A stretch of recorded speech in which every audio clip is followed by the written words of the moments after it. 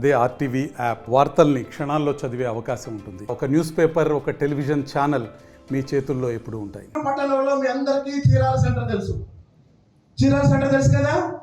భవిష్యత్తులో అంటే పొట్టి శ్రీరాములు గారి వచ్చే జయంతికి ఆ చీరాల సెంటర్లో పొట్టి శ్రీరాములు గారి 15 అడుగుల విగ్రహం పెట్టి ఆ సెంటర్ పేరు పొట్టి శ్రీరాములు సెంటర్ గా మారుతుంది.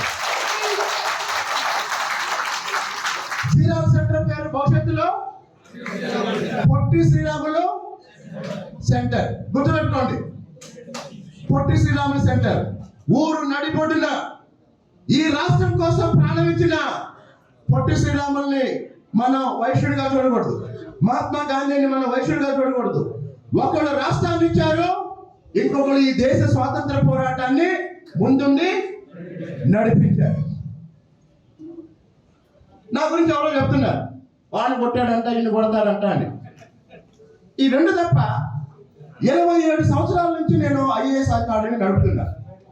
27 సంవత్సరాల నుంచి లేని నీకు 27 సంవత్సరాల నుంచి ఒక పెద్ద వ్యాపార శిక్షణా కేంద్రాన్ని నడుపుతున్నారు అంటే చెప్పండి.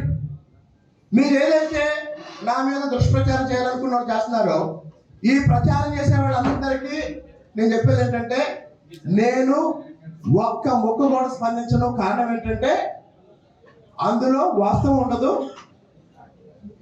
గాలి ప్రచారం తప్ప ఎట్లాంటి నిజాలు ఉండవు. ఒక వైశ్యుడు తెల్లవారుజామునే కొట్టు తెరుస్తాడు. కొట్టి ఎప్పుడు మూస్తాడండి? సూర్యుడి కన్నా ముందే లేసేది ఎవరు? వైశ్యుడు. అర్ధరాత్రి దాకా పనిచేసేది ఎవరు? ప్రభుత్వ ఉద్యోగులు ఎవరైనా చేస్తారా? రైతులు ఎవరైనా చేస్తారా? మీరు చెప్పండి. సూర్యుడి కన్నా ముందే పని మొదలు పెట్టి రాత్రి 10 వరకు, 11 వరకు, 12 వరకు, ఆఖరికి ఎవరో ఒక వ్యక్తి వచ్చినా మళ్ళీ షట్టర్ లేపి అతని కోసం, అతను చేసే 100 రూపాయల కొనుగోలు కోసం అర్ధగంట సేపు అతను చెప్పేది విని మళ్ళీ అర్ధరాత్రి ఇంటికి వెళ్ళే ఒకే ఒక్క జాతి. ఈ విషయం మీకు తెలుసా? చెప్పండి, ఈ విషయం మీకు తెలుసా? సరే, ఇప్పుడు వైశ్యుడికి కష్టమే పెట్టుబడి, క్రమశిక్షణే మీ ఆస్తి. మీరు గమనించండి, సమాజంలో సంపాదించింది. నేను ఒక విషయం చెప్తా. నేను ఒక దళిత కుటుంబంలో పుట్టా. ఈ దేశానికి స్వాతంత్రం వచ్చిన దగ్గర నుంచి దళితులకి, మిగతా వెనకబడిన వర్గాలకి ప్రభుత్వం ఎన్నో పథకాలు ఇస్తుంది. లేదా ఈరోజు సమాజంలో పేదవాళ్ళ కోసం ప్రభుత్వాలు చాలా చేస్తున్నాయి. మరి ఇన్ని చేస్తున్నారు, ఎందుకు పేదరికం తగ్గట్లేదో తెలుసా? చెడు అలవాట్ల వల్ల. సంపాదించిన ప్రతి రూపాయిని కాపాడి రూపాయిని 10 రూపాయలు చేసే జాతి ఎవరు? మీరు గమనించండి. ఈ రోజు ఈ దేశాన్ని నడిపేది మీరు కట్టే పన్నులు. ఈ ప్రభుత్వాలు అమలు చేసే పథకాలు, జగన్మోహన్ రెడ్డి బటన్ నొక్కాడంటే కారణం మీరు కట్టే పన్నులు. మోడీ గారు లక్షల కోట్లు జిఎస్టీ వసూలు చేస్తున్నారు. ఈ జిఎస్టీ ఎక్కడి నుంచి వస్తుంది? వ్యాపారాల నుంచి వస్తుంది. కొల్లికపూడి శ్రీనివాసరావు అవినీతి మీద పోరాడే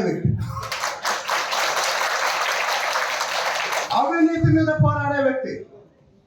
సంవత్సరం క్రితం ఎమ్మెల్సీ ఇస్తానన్నా నేను వెళ్ళలేదు. గత సెప్టెంబర్లో 20 కోట్ల డబ్బులు ఇస్తానన్నా నేను వెళ్ళలేదు. నా భార్య రెవెన్యూ శాఖ ఉద్యోగి, జీతం తప్ప 1 రూపాయి ఎప్పుడు ఇంటికి రాదు. జీతం తప్ప 1 రూపాయి ఎప్పుడు ఇంటికి రాదు. నా బంధువులు ముగ్గురు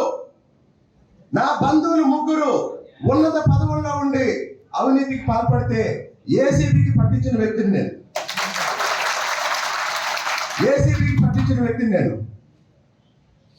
ఈ ఎన్నికల గురించి కాదు, కొల్లికపూడి శ్రీనివాసరావు అనే వ్యక్తిని ఎవరో కొనలేరు. ఈయన ప్రేమ తప్ప, ఈయన మంచి మనసు తప్ప నేను ఈ ఎన్నికలకి క్షణం తీరిక లేకుండా ప్రచారం చేస్తా. వచ్చే ఎన్నికలకి ఇంట్లో కూర్చొని గెలుస్తా.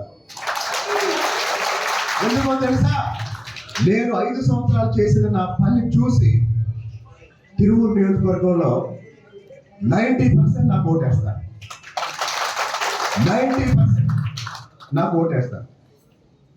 నాది మీది ఒకటే లక్ష్యం, అదేంటంటే కష్టమే మన పెట్టుబడి. కష్టమైన మన పెట్టుబడి. నాతో తిరుగుతున్న వాళ్ళతో మాట్లాడండి. నేను పుట్టి పెరిగిన ఊరి పేరు తాడికొండ. మా ఇంటికి మాదిగపల్లిలో మాది 2వ ఇల్లు. మా ఇంటికి 5 ఏళ్ల తర్వాత విశ్వనాథుని వెంకట్రావు గారని వైశ్యుల ఇల్లు ఉంటుంది. చిన్నప్పటి నుంచి మేము వెళ్ళే షాప్ అదే. నేను పుట్టి పెరిగిన తాడికొండ. మీలో ఎవరికైనా బంధువులు ఉన్నా, స్నేహితులు ఉన్నా, ఎవరినైనా కనుక్కోండి. వాళ్ళు ఒకటే చెప్తారు, కొలిగిపూడి శ్రీనివాసరావు మీ ఊరు రావటం మీ అదృష్టం అని చెప్తారు. అది నా ఆస్తి. నేను సంపాదించుకున్నది ఏంటంటే కోట్లాది మంది అభిమానం, కోట్లాది మంది గౌరవం. తిరువూరులో గెలిచి చంద్రబాబు నాయుడు గారికి కానుక ఇస్తాను. తిరువూరుని అభివృద్ధి చేసి మీ రుణం తీర్చుకుంటాను. మరిన్ని వీడియోస్ కోసం ఛానల్ ని సబ్స్క్రైబ్ చేయండి. లేటెస్ట్ అప్డేట్స్ కోసం వాట్సాప్ ఛానల్ ని ఫాలో చేయండి. అండ్ లింక్ డిస్క్రిప్షన్ లో ఉంది.